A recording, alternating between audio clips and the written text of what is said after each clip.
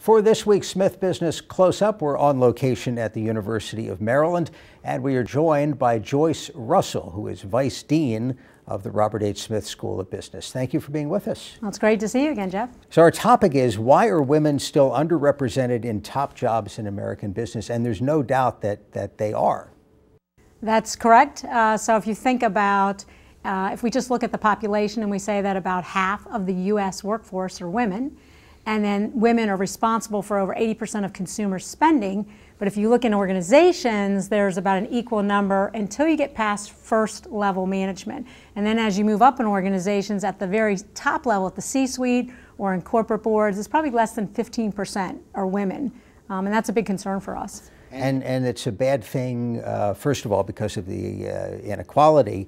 But second, there's research indicating that companies that are more diverse, that have more women in top management, have more women on the board, perform better.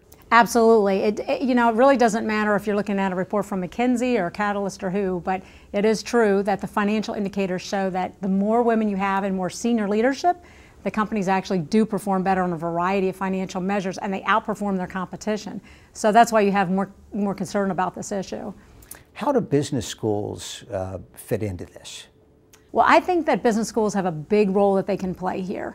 And I think about it in terms of really three aspects. One is the pipeline, one is programming, and one is placement. So if you think about the pipeline and what is it are we doing to really develop the pipeline, to entice women to go into careers in business.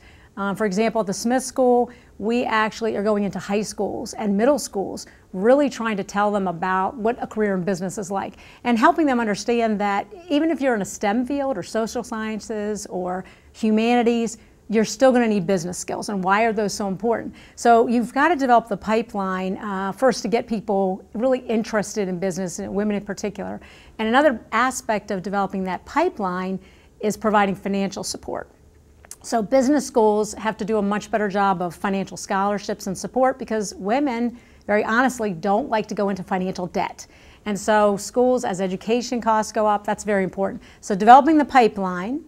And then the next factor is really programming. What are we doing for programming? One of the things that we do here at the Smith School is we have a whole portfolio of programs. So that women, if they're trying to manage their families, their careers, various life interests, there's a full-time program, a part-time program, a blended program, an online program. I mean, a variety of types of programs. And I think business schools have to do that. They have to have this portfolio that are attractive to women. And in addition, in programming, I think you have to have the kinds of things that women are interested in. So not just the business skills, but we're doing a lot here in terms of workshops on salary negotiations and work-family issues and the types of programs that women would be interested in. And then that third piece, besides the pipeline and programming, is placement.